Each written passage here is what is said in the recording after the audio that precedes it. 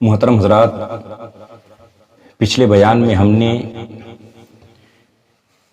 آپ کے سامنے سانحہ کربلا سے پہلے کی کچھ تاریخی معلومات رکھی تھی۔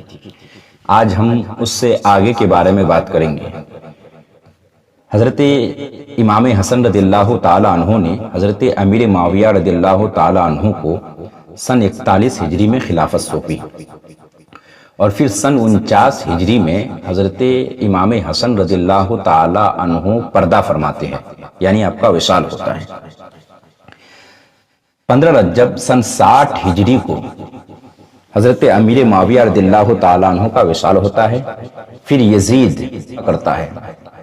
یہ مطالبہ امام حسین سے بھی ہوا، لیکن امام حسین انکار کیے، اور پھر امام حسین کو جب چونکہ معلوم تھا کہ یزید اس میں کافی زیادہ برہم ہوگا اور اس کا ایک غلط ریئیکشن بھی ہو سکتا ہے، تو حضرت امام حسین رضی اللہ تعالی عنہ 4 شعبان المعظم 60 ہجری کو حضور علیہ الصلوۃ والسلام کی بارگاہ میں آخری سلام پیش کر کے آپ مکہ مکرمہ کی طرف روانہ ہو جاتے ہیں۔ بہت تیزی کے ساتھ میں آپ کے سامنے تاریخی پس منظر رکھنے کی کوشش کرتا ہوں۔ 4 شعبان کو آپ مدینہ منورہ سے مکہ مکرمہ کے لیے روانہ ہو گئے۔ اب اہل کوفہ کی طرف سے 10 رمضان المبارک کو پہلا خط آتا ہے، جس میں آپ سے یہ مطالبہ ہو رہا ہے کہ یزید اس وقت اپنی خلافت کا لوگوں سے بیعت لے رہا ہے، ہم لوگ کسی طرح بھی یزید کے ہاتھ بیعت کرنے کو تیار نہیں، آپ کوفہ تشریف لائیں، ہم لوگ آپ کے ہاتھ بیعت کرنا چاہتے ہیں، آپ نواسہ رسول ہے، ہم لوگ آپ کے ہاتھ پہ بیعت کرنا اپنے لیے خوش نصیبی سمجھتے ہیں۔ اب کوئی ایک خط نہیں تھا، 2-4 روز کے اندر بہت سارے خطوط امام حسین تک پہنچ گئے۔ اب امام حسین شش و پنج میں ہے، کیا کرے؟ حضرت امام حسین رضی اللہ تعالی عنہ نے جو اس وقت کے اکابر صحابہ کرام رضی اللہ تعالی عنہم تھے، ان لوگوں سے آپ نے مشورہ فرمایا۔ کون لوگ تھے؟ حضرت ابو سعید خدری، حضرت جابر، حضرت عبداللہ بن عمر، حضرت عبداللہ بن زبیر، حضرت عبداللہ بن عباس اور حضرت ابو واقد لیثی اور دوسرے صحابہ کرام رضوان اللہ تعالی علیہم اجمعین اس وقت تھے۔ ان لوگوں سے آپ نے مشورہ کیا تو صحابہ کرام نے آپ کو منع فرمایا، چونکہ آپ لوگوں کے سامنے حضرت علی رضی اللہ تعالی عنہ کے ساتھ ان لوگوں نے کیا سلوک کیا وہ ساری باتیں آپ کے سامنے موجود تھی۔ مگر امام حسین رضی اللہ تعالی عنہ بھی کیا کرتے؟ ادھر سے کوفہ والوں کا مطالبہ ہو رہا ہے کہ آپ یہاں آئے، صحابہ کرام بضد ہے کہ آپ نہ جائیں۔ اب امام حسین کیا کرتے؟ ان کو ایک عذر چاہیے تھا کہ وہاں ہم نہ جائے، صحابہ کرام کو بھی تسلی ہو جائے اور وہ لوگ بھی مطمئن ہو جائے وہاں پہ کہ ہم کیوں نہیں جا رہے ہیں، یا کوئی ایسی صورت بن جائے کہ صحابہ کرام کو بھی پتہ چل جائے کہ ہم جانا کیوں چاہتے ہیں۔ مگر ہوا کیا؟ اس لیے اس وضاحت کے لیے امام حسین رضی اللہ تعالیٰ عنہ نے حضرت مسلم بن عقیل کو بھیجا۔ اب حضرت امام حسین رضی اللہ تعالیٰ عنہ نے مسلم بن عقیل کو جب بھیجا تو 5 شوال کو سن 60 ہجری میں حضرت مسلم بن عقیل کوفہ میں تشریف لاتے ہیں، پہنچ جاتے ہیں 5 شوال کو، یعنی عید کے 5 روز کے بعد۔ اب امام حسین کے نام پر حضرت مسلم بن عقیل رضی اللہ تعالیٰ عنہ لوگوں سے بیعت لیتے ہیں، اور اس وقت بتایا جاتا ہے کہ کچھ ہی دنوں کے اندر 12,000 سے زائد لوگوں نے امام حسین کے نام ان کے ہاتھ پہ بیعت کر لی۔ اب حضرت امام مسلم بن عقیل رضی اللہ تعالیٰ عنہ نے فوری طور پر حضرت امام حسین کو خط لکھا کہ برادر عزیز، آپ یہاں تشریف لائیں، یہاں کے حالات بہت سازگار ہیں، بہت پرامن ہے، یہاں لوگ آپ کے سب دیوانے ہیں، یہاں آپ تشریف لائیں، یہاں کوئی ایسی بات نہیں ہے۔ امام حسین کو آپ نے خط لکھ دیا۔ اب یہ خط امام حسین کو پہنچتا ہے، ادھر کچھ لوگ جاسوسی کر کے یزید تک یہ خبر پہنچاتا ہے کہ نعمان بن بشیر بہت ڈھیلے ڈھالے گورنر ہے، یہاں مسلم بن عقیل آ کے امام حسین کے نام پر سب سے بیعت لے رہے ہیں اور سب کے سب بیعت کر بھی رہے ہیں۔ اب یزید کے پاس جو ہی یہ خط پہنچتا ہے، یزید بہت زیادہ برہم ہوتا ہے۔ یزید اپنے کچھ لوگوں سے مشورہ کرتا ہے کہ اب کیا کیا جائے، تو مشورے میں یہ طے پاتا ہے کہ آپ کے جتنے گورنر ہے سب سے زیادہ اگر کوئی سخت مزاج گورنر ہے اور مضبوط قسم کا سخت کارروائی کرنے والا گورنر ہے تو وہ عبید اللہ بن زیاد ہے، جو اس وقت بصرہ کا گورنر ہے۔ اس کو وہاں سے عبید اللہ بن زیاد کو کوفہ کا گورنر بنایا جائے۔ یزید نے فوری طور پر خط لکھا، وہاں سے یزید نے کہا کہ تم ابھی فوری طور پر بصرہ چھوڑ کر کوفہ جاؤ۔ عبید اللہ بن زیاد نے بصرہ میں اپنے بھائی کو گورنر بنایا اور وہاں سے وہ کوفہ پہنچ رہا ہے، یعنی عبید اللہ بن زیاد۔ اب یاد رکھیے کہ کوفہ جانے کے لیے دو راستے ہیں، ایک راستہ کوفہ کی سرزمین پہ ایک راستہ جو پہنچ رہا ہے، ایک مکہ مکرمہ سے پہنچ رہا ہے، اور ایک راستہ جہاں سے عبید اللہ بن زیاد آ رہا ہے یعنی بصرہ سے پہنچ رہا ہے۔ اب یاد رکھیے تمام لوگوں کو پتا ہے کہ مسلم بن عقیل نے خط لکھ دیا ہے تو اب امام حسین آ ہی رہے ہوں گے۔ اب یہ عبید اللہ بن زیاد اتنا شاطر دماغ آدمی تھا کہ یہ بصرہ سے کوفہ جو راستہ جاتا ہے ڈائریکٹ اس راستے سے کوفہ داخل نہیں ہو رہا ہے کہ کہیں لوگوں کو شک نہ ہو کہ یہ کون ہے، کیونکہ اس کو پتا تھا کہ اتنے سارے لوگ، ایک روایت کے مطابق 60,000 لوگ بیعت کر چکے تھے۔ اب عبید اللہ بن زیاد کے لیے مشکل تھا کہ امام حسین کے اتنے چاہنے والوں کے بیچ کھلے عام جایا جائے، کہیں ایسا نہ ہو کہ کوئی بات بگڑ نہ جائے، فتنہ نہ ہو جائے، کہیں ان کے جان پہ حملہ نہ ہو جائے۔ لیکن اب کرے کیا؟ یہ بہت شاطر دماغ آدمی تھا، اس نے کوفہ جانے کے لیے بصرہ والے راستے کو اس نے نہیں چنا، یہ پہلے ایک لمبی مسافت طے کر کے مکے والے راستے پہ گیا۔ کیوں؟ اس لیے تاکہ لوگ جو امام حسین کا انتظار کر رہے لوگ سمجھے کہ حسین آ رہے ہیں۔ اب اس عبید اللہ بن زیاد بدبخت نے کیا کیا کہ مکہ مکرمہ والا راستہ لیا، اور جو راستہ مکہ مکرمہ سے کوفہ کو داخل ہو رہا ہے وہ اس سے مغرب سے عشاء کے درمیان داخل ہو رہا ہے۔ کوئی لائٹ کا زمانہ تو تھا نہیں، اب مغرب سے عشاء کے بیچ جس وقت بہت زیادہ اندھیرا ہوتا ہے اس وقت عبید اللہ بن زیاد داخل ہوا کوفہ میں۔ اب سارے لوگ سمجھ رہے ہیں کہ حسین ابن علی کو خط لکھا گیا ہے تو شاید وہ آئے ہیں، سب امام حسین کے نام کے نعرے لگا رہے ہیں، مگر عبید اللہ بن زیاد کم بخت ایک لفظ کچھ بھی نہیں بولتا۔ ہوتا کیا ہے، دھیرے دھیرے جب گورنر ہاؤس کے قریب پہنچتا ہے تب اس کے چاہنے والوں میں سے کوئی کہتا ہے کہ ہٹ جاؤ راستہ، تو یہ کوئی امام حسین نہیں، یہ تو عبید اللہ بن زیاد ہے۔ لوگ بہت مایوس ہوئے۔ یہاں جا کر اب تقریروں میں سماعت کر چکے ہیں کہ عبید اللہ بن زیاد نے نوبت یہاں تک لائی کہ حضرت امام مسلم بن عقیل رضی اللہ تعالی عنہ کو عبید اللہ بن زیاد نے شہید کروا دیا۔ اب امام مسلم بن عقیل رضی اللہ تعالی عنہ کی شہادت جس دن ہوتی ہے وہ تاریخ 3 ذی الحجہ سن 60 ہجری ہے۔ اب اسی دن امام حسین رضی اللہ تعالی عنہ یا اس سے ایک دن قبل مکہ مکرمہ سے آپ کوفہ کے لیے روانہ ہو گئے ہیں۔ اپنا سفر برابر آپ نے جاری رکھا۔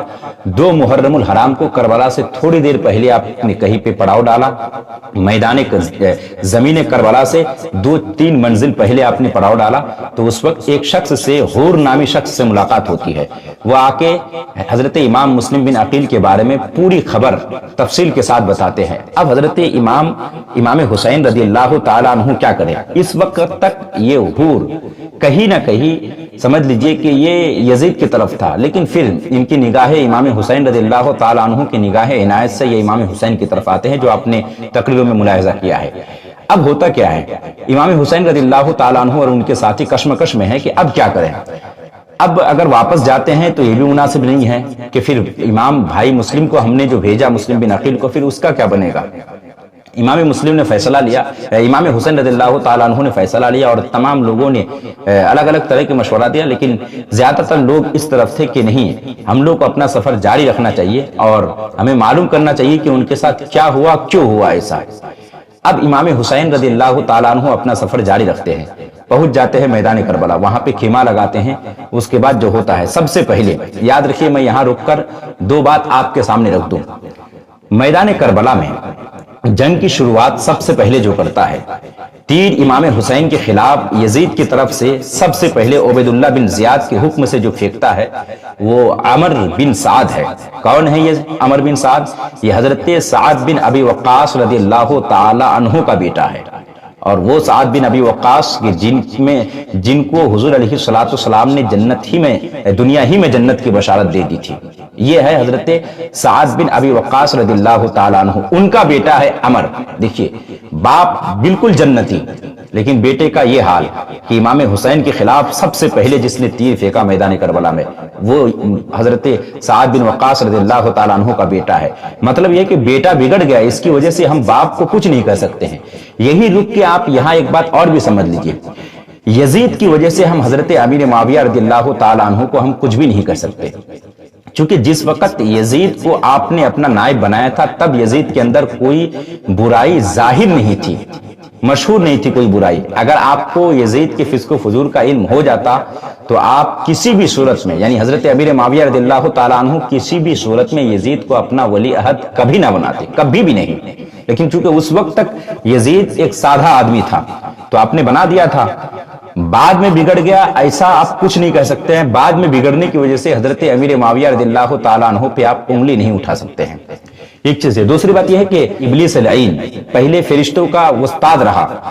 ابلیس لعین یہ اللہ تبارک و تعالیٰ نے ابلیس کو فرشتوں کا پہلے استاد بنایا تھا. یہ معلم الملائکہ تھا. کس نے بنایا تھا؟ کس کی مرضی سے بنا تھا؟ ظاہر ہے اللہ نے بنایا, اللہ کی مرضی سے بنا تھا. بعد میں ابلیس شیطان ہو گیا, ابلیس ہو گیا. تو کیا کوئی شخص معاذ اللہ اللہ پر اعتراض کر سکتا ہے؟ نہیں کر سکتا ہے نا, چونکہ یہ بعد میں بگڑ گیا. ویسے ہی حضرت امیر معاویہ رضی اللہ تعالیٰ عنہ نے جس وقت یزید کو اپنا ولی عہد بنایا تھا تب یزید کے اندر فسق و فجور کی کوئی بات نہیں پائی جا رہی تھی. بعد میں یہ باتیں آئی, اس سے کوئی امام حضرت امیر معاویہ رضی اللہ تعالیٰ عنہ پر انگلی نہیں اٹھا سکتے. اسی طریقے سے حضرت سعد بن وقاص رضی اللہ تعالیٰ عنہ جنتی آدمی, حضور نے ان کو دنیا ہی میں جنت کی بشارت دی, مگر ان کا بیٹا ہے کہ حضرت امام حسین رضی اللہ تعالیٰ عنہ کے خلاف میدان کربلا میں سب سے پہلے تیر یزید کی طرف سے عبید اللہ بن زیاد کے حکم سے چلاتا ہے. بہرحال امام حسین رضی اللہ تعالیٰ عنہ نے ثانیہ کربلا سے پہلے ابن سعد سے بات چیت کی تھی اور کہا تھا کہ ہم 3 باتیں رکھتے ہیں, ان تینوں باتوں میں سے جو بھی سمجھ میں آئے, جس پر بھی سمجھ میں آئے عمل کر لو, اسی میں اچھا رہے گا. وہ 3 باتیں کیا تھی؟ امام حسین نے یہ کہا تھا کہ یا تو میں مکہ سے آیا ہوں تو مجھے مکہ واپس جانے دیا جائے اپنے احباب کے ساتھ, یا پھر مجھے کسی سرحدی علاقے کی طرف رہنے دیا جائے, یا پھر مجھے یزید تک لے جائے, مجھے یزید تک جانے دیا جائے. اور اطمینان کے لیے ابن سعد خود تم اگر تم خود چاہتے ہو تو میرے ساتھ چل سکتے ہو اطمینان کے لیے. یہ 3 شرطیں تھی. لیکن نہیں, عبید اللہ بن زیاد چونکہ یزید سے 2-4 قدم آگے تھا, اور آگے کیا تھا کہ عبید اللہ بن زیاد نے خود کسی طرح کی کوئی کسی طرح کا کچھ بھی نہیں سنا. عبید اللہ بن زیاد کو جب یہ خبر پہنچائی گئی ابن سعد کی طرف سے تو عبید اللہ بن زیاد نے کہا کہ کوئی بھی بہانہ یا کوئی بھی شرط قبول نہ کی جائے, اسے کہو کہ یا تو وہ یزید کے ہاتھ پر بیعت کرے یا جنگ کے لیے تیار ہو جائے. حسین رضی اللہ تعالیٰ عنہ آخر یزید کے ہاتھ پر بیعت کے لیے تیار کیسے ہو سکتے تھے؟ یزید وہ شخص ہے کہ جس نے دین نبی صلی اللہ تعالیٰ علیہ وسلم کو مٹانے کی کوشش کی, جس نے شریعت مطہرہ کو پامال کرنے کی کوشش کی, جس نے قرآن میں تبدیلیاں لانے کی کوشش کی. یزید وہ شخص ہے جس نے ماؤں بہنوں بیٹیوں کے ساتھ نکاح کو جائز کر دیا تھا.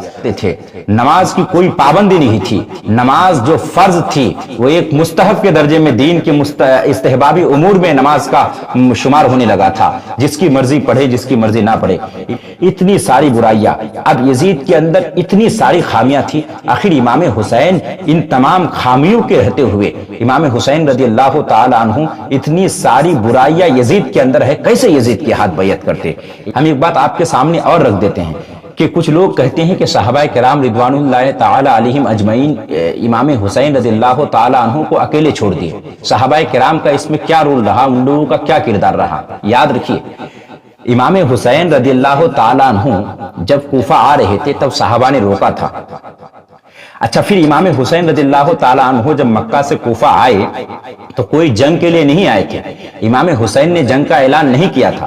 اگر امام حسین جنگ کے لیے آئے ہوتے یا جنگ کا اعلان کرتے تو امام حسین کو آنے کی ضرورت ہی نہیں تھی. پھر صحابہ خود آتے, امام حسین کو کوفہ آنے کی ضرورت ہی نہیں تھی. इमाम हुसैन जंग के लिए नहीं आ रहे। सहाबा किराम तो ये समझ रहे हैं कि इमाम हुसैन वहां बैअत के लिए जा रहे हैं, तो जाहिर है इमाम हुसैन की तो वहां खूब खातिर तवाज़ु होगी। अच्छा, सहाबा किराम इसलिए भी मुतमिन हो गए कि जब हजरत इमाम मुस्लिम बिन अकील का खत आया कि यहाँ के हालात साजगार है, तो फिर सहाबा किराम ने ज्यादा उधर तवज्जो नहीं दी। फिर सोचे कि चलो, क्योंकि इमाम हुसैन रज़ियल्लाहु ताला अन्हु की शहादत अगरचे मशहूर थी, सहाबा भी जानते थे, इमाम हुसैन भी जानते थे, मगर किसी को ये यकीन थोड़ी था कि अभी जो इमाम हुसैन जा रहे हैं या ये जो वक्त है, क्या यही वक्त शहादत का, ये कोई यकीनी बात नहीं थी कि अभी इमाम हुसैन जो जा रहे हैं यही शहादत का वक्त है, वरना सहाबा खुद साथ चलते, वरना सहाबा किराम बल्कि जाने ही ना देते अगर यकीन हो जाता तो। ये सहाबा किराम को मालूम तो था उनकी शहादत के बारे में, लेकिन यही वक्त है ये किसी को एहसास नहीं हुआ, इसका कुछ पता ही नहीं चला। क्योंकि हजरत मुस्लिम बिन अकील का जब खत आया कि आप आए, यहाँ के हालात साजगार है, तो सहाबा भी मुतमईन हो गए। अब इमाम हुसैन जब वहां से चले थे तो इमाम हुसैन ने कोई जंग का ऐलान नहीं किया था कि सहाबा किराम साथ में चलते, नहीं किया ऐलान। 2 मुहर्रम को जब इमाम हुसैन करबला से कुछ पहले जब पहुंचते, जमीन करबला से पहले जब पड़ाव डालते हैं, तब पता चलता है कि कूफा वालों की इस तरीके से कूफा वालों ने बदअहदी की, बेवफाई की। अब कूफा वालों की बदअहदी और बेवफाई का पता 2 मुहर्रम को चलता है। अब इमाम हुसैन मैदान जमीन करबला के बिल्कुल करीब है। अब कोई फोन फान का जमाना तो था नहीं कि इमाम हुसैन मक्के के रहने वाले सहाबा किराम को फोन करते कि आ जाओ, अहले कुफा ने हमारे साथ बदअहदी की है, ऐ मेरे नबी के, ऐ मेरे नाना के सहाबी, मेरी मदद को आ जाओ, या मेरे साथ कदम से कदम मिलाने को, कंधे से कंधे मिलाने को आ जाओ। आखिर कैसे कहते? आगे मामलात इतने कठिन हो रहे हैं, कोई फोन फान का डिजिटल कोई जमाना तो था नहीं। अब सहाबा किराम तो वहां ये समझ रहे हैं कि इमाम हुसैन तो बैत के लिए गए हैं। यही वजह है, मैं आपके सामने एक बात रखूं, जब इमाम हुसैन को शहीद कर दिया गया था और इमाम हुसैन के सर को मुल्क शाम लाया जा रहा था, और तो वहां पे जब खुशियां मनाई जा रही थी, लोग ताशे बजा रहे थे, लोग इधर उधर की दौड़ भाग कर रहे थे, तो हजरत सहल, एक सहाबी रसूल है, वो मुल्क शाम तिजारत की गर्ज से आए हुए थे। तो आपने देखा कि लोग बहुत ज्यादा खुशियां मना रहे हैं, बहुत लोगों की हुजूम धूम धाम है। तो आपने किसी एक फर्द से पूछा कि यहां ये खुशी किस बात की मनाई जा रही है, इतने सारे लोग किस चक्कर में, किस लिए जमा हुए हैं? तो बताया कि क्या तुम्हें पता नहीं है कि आज यजीद को जीत मिली है, इमाम हुसैन हार गए हैं, इमाम हुसैन को मैदान करबला में शहीद कर दिया गया है, उनका सर आज लाया जा रहा है। इसी खुशी में लोग ढोल ताशे बजा रहे हैं, लोग दौड़ भाग कर रहे हैं। हजरत सहल रज़ियल्लाहु ताला अन्हु सहाबी रसूल है, उनको पता ही नहीं है। क्या मतलब पता हो भी कैसे? क्योंकि आप इमाम हुसैन रज़ियल्लाहु ताला अन्हु जब मक्का से आए थे, आप तो कोई जंग का ऐलान करके नहीं आए थे या कोई जंग के इरादे से नहीं आए थे, आप तो वहां पे इसलिए कूफा आए थे कि आप लोगों की बैत ले पाए। अच्छा, वो इसलिए भी कि इमाम मुस्लिम बिन अकील ने तो खत लिख के आपको मुतमईन कर दिया था। उस खत से न सिर्फ इमाम हुसैन मुतमईन हुए थे, बल्कि तमाम सहाबा किराम रिदवानुल्लाहि ताला अलैहिम अजमईन, ये सब के सब मुतमईन हो गए थे, सब के सब मुतमईन हो गए थे। अब ये जब सारे लोग मुतमईन हो गए, आपने जंग का कोई ऐलान भी नहीं किया, तो सहाबा आते भी कैसे? तो ये एतराज करना कि सहाबा किराम ने इमाम हुसैन को अकेला छोड़ दिया या सहाबा किराम का इसमें कुछ रोल नहीं रहा, ये गलत बात है। हम आपके सामने अगर रखेंगे तो एक बात हम आपके सामने रखते हैं कि सहाबा किराम ने कैसे इमाम हुसैन का साथ नहीं दिया। बिल्कुल सहाबा किराम ने साथ दिया। आप इसको यूं समझिए, करबला के वाक़ये के बाद एक बहुत जबरदस्त वाक़या हुआ जिसको वाक़ये हर्रा कहते हैं। उस वाक़ये में 700 सहाबा किराम, 10,000 ताबईन और फिर उसके अलावा पता नहीं कितने लोग उस वाक़या में शहीद हुए। इतने सारे लोग, 700 सहाबा किराम, 10,000 ताबईन रिदवानुल्लाहि ताला अलैहिम अजमईन, इतने सारे लोग उस वाक़ये हर्रा में, उस जंग में शहीद हुए। किसने कराया? ये यजीद ने कराया। अब यजीद को क्या हुआ? यजीद इतने सारे लोगों को क्यों कत्ल कर रहा है या क्यों शहीद कर रहा है? उसकी वजह क्या है? याद रखिए कि ये वाक़या हर्रा सिर्फ और सिर्फ इस वजह से हुआ, जब मदीने के रहने वालों को, जब लोगों को पता चला कि इमाम हुसैन रज़ियल्लाहु ताला अन्हु को यजीद ने भूखा प्यासा 3 दिन भूखा प्यासा रखकर इमाम हुसैन और उनके पूरे कुंबे को यजीद ने शहीद कर दिया। जब लोगों को यह पता चला तो लोग बहुत ज्यादा नाराज हुए और तमाम लोग यजीद की मुखालफत कर बैठे। जब लोगों ने यजीद की मुखालफत की, इमाम हुसैन रदिल्लाहु ताला अन्हु की हिमायत में लोगों ने मुखालफत की। जब लोगों ने मुखालफत की तो यजीद ने एक जंग किया। एक वाक़या हर्रा पेश आया कि इस लोगों की मुखालफत करने की वजह से यजीद ने लोगों पर एक जंग का ऐलान कर दिया। लोगों से यजीद ने एक जंग करा जिसमें 700 सहाबाए किराम और तकरीबन 10,000 ताबीन इज़ाम रिदवानुल्लाह ताला अलैहिम अजमईन शहीद हुए।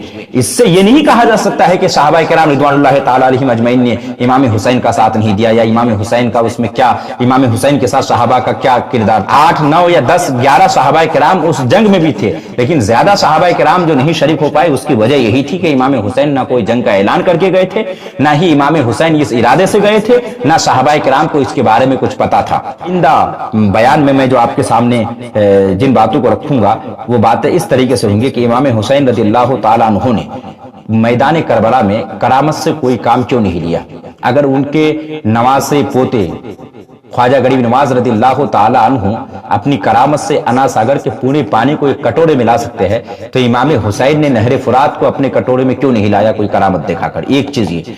दूसरी चीज ये कि अकली तौर पर यह होता है कि दुनिया का एक सिस्टम यह है कि जो जंग में खड़ा रहता है उसको जीत मिलती है और जो मैदान जंग में जो गिर जाता है उसकी हार होती है। इमाम हुसैन रज़ियल्लाहु ताला अन्हु तो शहीद हो गए, शिमर जिल जोशन तो खड़ा था। दुनियावी एतबार से आप देखेंगे तो आपको लगेगा कि इमाम हुसैन तो यहां गिर गए थे, इमाम हुसैन तो शहीद हो गए थे। फिर इमाम हुसैन रज़ियल्लाहु ताला अन्हु को आखिर जीत कैसे मिली, आप जीते कैसे इस जंग में, इसको बहुत अकली और नकली तौर पर समझना है, जिसको मैं आइंदा बयान में आपके सामने आइंदा बयान में जरूर रखूंगा।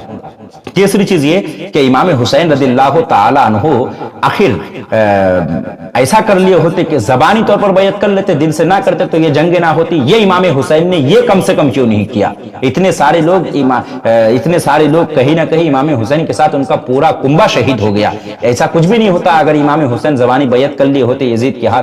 इमाम हुसैन ने क्यों नहीं किया, इसमें हिकमत क्या है, ये किए। दूसरी बात यह कि हुजूर अलैहिस्सलातु सलाम ने इमाम हुसैन के लिए कोई दुआ क्यों नहीं की। जब हुजूर अलैहिस्सलातु सलाम को और तमाम लोगों को पता था कि इमाम हुसैन इस तरीके से शहीद किए जाएंगे, यानी इमाम हुसैन की शहादत का हुजूर को बखूबी इल्म था, तो फिर हुजूर ने इमाम हुसैन के लिए कोई दुआ क्यों नहीं की।